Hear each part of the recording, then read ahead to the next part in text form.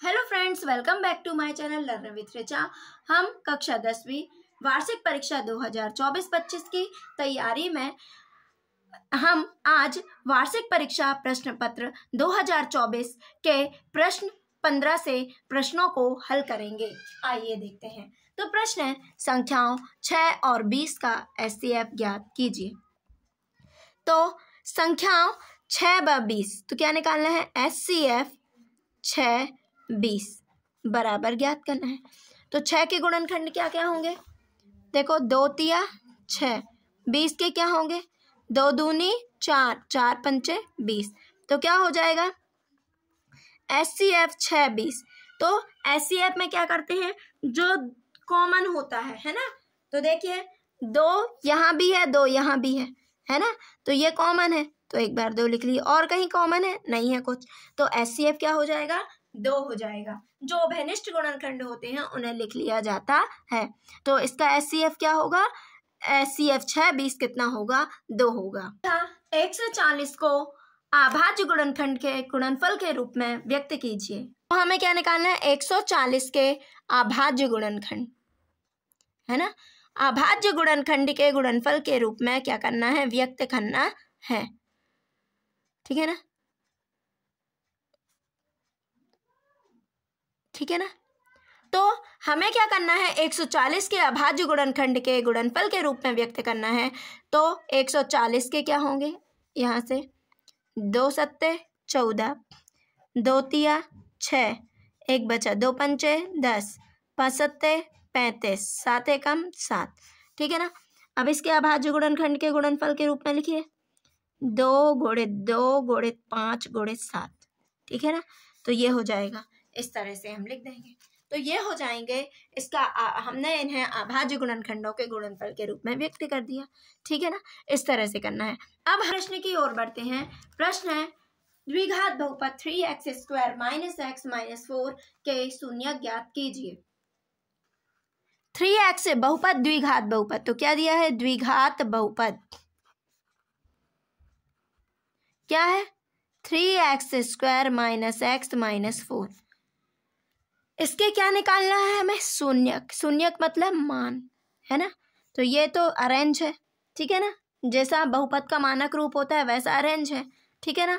पहले ax² + bx और c के रूप में है, ठीक है ना। अब तो x² का गुणांक कितना है? 3। अचर पद कितना है? 4। तो गुणा करने पर कितने, दोनों का गुणा करो, 3 चौके 12। गुणा करने पर कितना आना चाहिए? 12। जोड़ने घटाने पर ये क्या है? 1, तो ऋण 1 होना चाहिए। 1 समझ लो क्या होना चाहिए? 1 होना चाहिए। तो बताओ ऐसी संख्या, तो 4 तिया 12 और 4 में से 3 गए, 1 होता है ना। तो 3x² माइनस यहाँ लगा है तो लगा दो, 4 ऋण 3 x, ये हो गया ऋण 4, ठीक। तो 3x² माइनस यहाँ से माइनस का, यहाँ से x का, -4x माइनस प्लस 3x -4, ठीक। अब यहाँ पर क्या कॉमन है? x कॉमन है, तो x ले लिए। बचा क्या? 3x - 4। अब यहाँ का कॉमन है, कुछ नहीं है, तो 1 कॉमन ले लेते हैं, 3x - 4। तो ये दोनों में 3x - 4 और x + 1। अब शून्यक निकाल लेते हैं। 3x - 4 = 0, 3x = 4, x = 4/3, ये हो गया। x + 1 = 0, तो x = -1। ये हो गए हमारे शून्य। इस तरह से हमें इन प्रश्नों को हल करना है। अगला प्रश्न है, द्विघात बहुपद ज्ञात कीजिए जिसके शून्यकों का योगफल 4 एवं गुणनफल 1 है। आइए देखते हमें क्या निकालना है? द्विघात बहुपद। तो लिखिए, माना कि द्विघात बहुपद, माना कि द्विघात बहुपद ax² + bx + c है, ठीक है ना। ये हो गया। शून्यकों का योगफल दिया हुआ है, शून्यकों का योगफल बराबर कितना है? 4। तो क्या होता है योगफल? -b/a। 4 इसके बटे में कुछ नहीं है, 1। ये हो गया समीकरण 1। अब शून्यकों का गुणनफल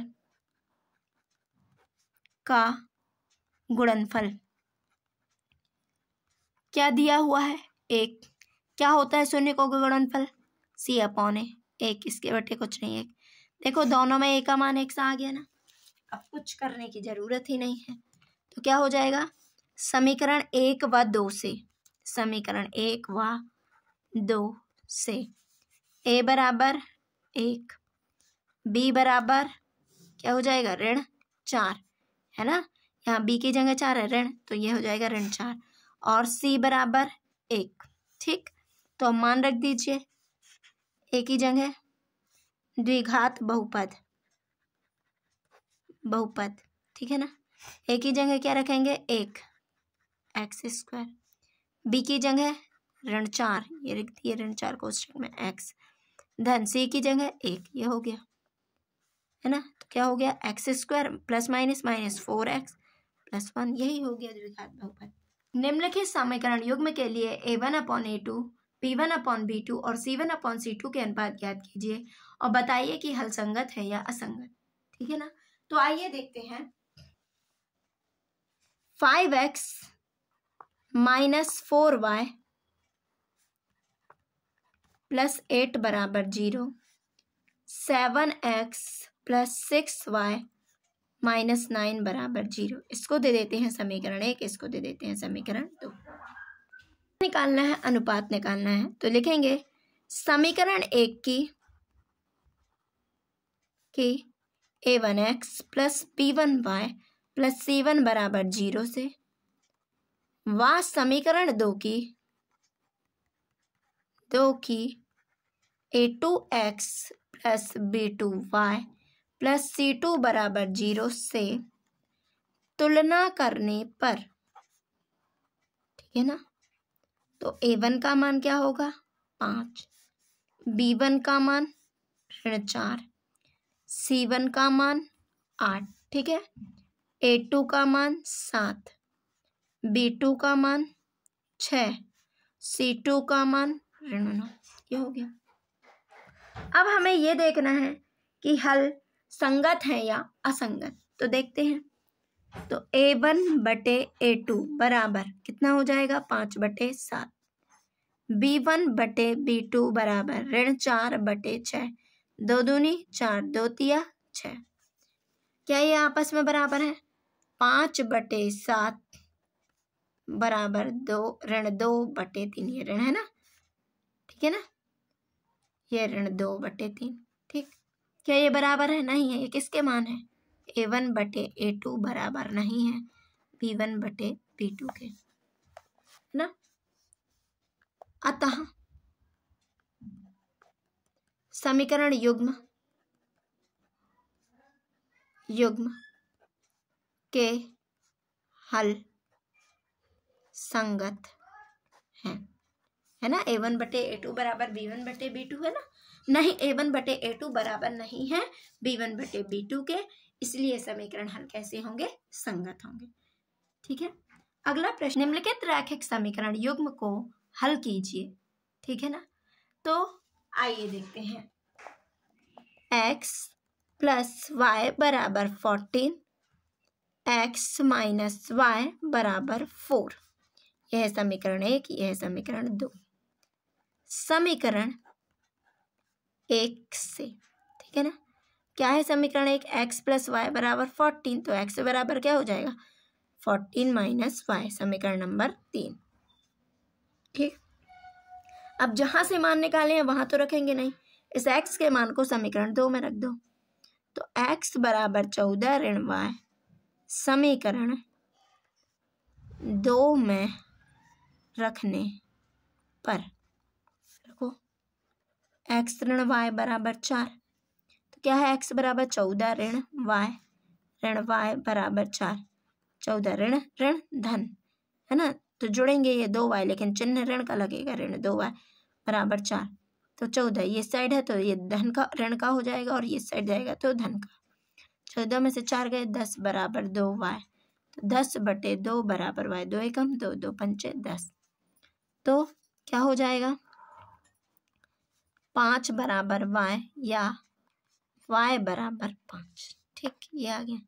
अब इस y की वैल्यू को आप किसी भी समीकरण में रख सकते हैं। लेकिन हमने इसके सरल ये है ना, तो यहाँ कर लो, है ना। y बराबर 5 समीकरण 3 में रखने पर, ठीक है ना, रखो तो क्या हो जाएगा, x बराबर 14 ऋण y, तो x बराबर 14 ऋण 5 बराबर 9। कितना हो गया, x बराबर 9। ये हो गया, इस तरह से करना है। भूमि के एक बिंदु से जो मीनार के पाद बिंदु से 25 मीटर की दूरी पर है, मीनार के शिखर का उन्नयन कोण 60 है, तो मीनार की ऊंचाई ज्ञात कीजिए। आइए देखिए, जो मीनार, ये है मीनार, भूमि पर एक बिंदु है जो मीनार के पाद बिंदु से कितने, ये है भूमि पर एक बिंदु जो ये मीनार के पाद बिंदु से 25 मीटर की दूरी पर है, तो शिखर का उन्नयन कोण, शिखर का उन्नयन कोण कितना है, 60 अंश है, तो मीनार की ऊंचाई ज्ञात कीजिए, ठीक है ना। तो आइए देखते हैं, ये ए बी एक मीनार है, ठीक है ना, ये हम क्या हो गया, समकोण त्रिभुज बन गया, ठीक है ना। माना कि मीनार की ऊंचाई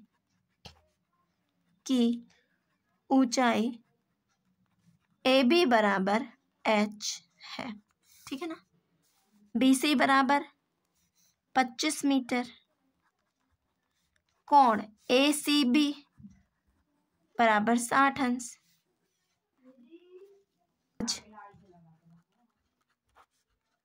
ए बी सी में, तो क्या है, लंब और आधार दी हुई किस त्रिकोणमितीय अनुपात में होता है, tan में, तो tan 60 बराबर लंब ए बी बटे आधार बी सी, ए बी का मान h, बी सी का मान 25, tan 60 का मान √3, क्या हो जाएगा 25 √3 बराबर h, या h बराबर 25 √3, यही क्या हो जाएगा हमारा आंसर, ठीक है ना। प्रश्न की ओर बढ़ते हैं। भूमि के एक बिंदु से 20 मीटर ऊंचे भवन के शिखर पर लगी एक संचार मीनार के तल और शिखर के उन्नयन कोण क्रमशः 45 और 60 है, तो मीनार की ऊंचाई ज्ञात कीजिए। आइए, ठीक है ना। तो भूमि के एक बिंदु से 20 मीटर ऊंचे भवन के शिखर पर लगी संचार मीनार, 20 मीटर ऊंचे भवन, यह है 20 मीटर ऊंचे भवन के शिखर, यह है शिखर, भवन का शिखर, यह है शिखर पर एक संचार मीनार लगी हुई है, ठीक है ना। संचार मीनार के तल, ये क्या कहलाएगा, संचार मीनार, यह है इसका तल और शिखर, तो तल का कोण कितना है 45 और शिखर का कितना है 60, तो मीनार की ऊंचाई ज्ञात कीजिए। हमें क्या ज्ञात करना है, इस मीनार की ऊंचाई ज्ञात करना है, ठीक है ना। तो क्या कहेंगे हम कि माना कि मीनार की ऊंचाई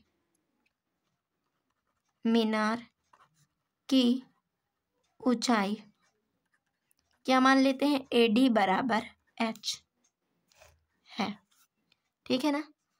तो क्या हो जाएगा, भवन की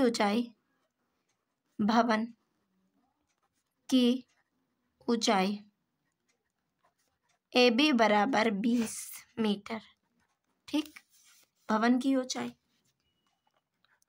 और ये पूरी ऊंचाई कुल कितनी हो जाएगी यहाँ से यहाँ तक की, फिर 20 धन h, तो BD बराबर क्या हो जाएगा 20 धन h, ठीक है, तथा कोण ACB बराबर 45 अंश और कोण DCB बराबर 60 अंश।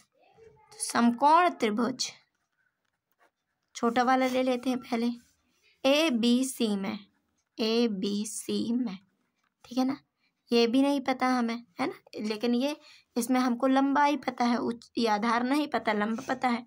तो 10 45 बराबर लंब ए बी बटे बी सी। 10 45 का मान 1, ए बी का मान 20, 20 सी, तो बी सी बराबर 20 मीटर। ठीक है ना, ये भी कितनी हो गई, 20। अब समकोण त्रिभुज बी सी डी में, इस बड़े वाले समकोण त्रिभुज में लेते हैं, तो 10 60 बराबर लंब क्या है, बी डी, आधार क्या है, बी सी, तो बी डी कितना हो जाएगा, बी डी कितना हो जाएगा 20 धन एच। ठीक है ना, पूरी ऊंचाई। बी सी 20, 10 60 का मान √3, तो ये क्या हो गया 20√3 बराबर 20 धन एच। तो क्या हो जाएगा 20√3, इस साइड आएगा तो ऋण का 20 बराबर एच, तो क्या मान क्या होगा 20√3 - 1, क्या हो जाएगा, तो ऊंचाई क्या हो जाएगी 20√3 - 1 मीटर। आप इन सभी प्रश्नों का ज़्यादा से ज़्यादा अभ्यास कीजिए और मेरे चैनल को ज़्यादा से ज़्यादा लाइक शेयर एंड सब्सक्राइब कीजिए। Thank you for watching.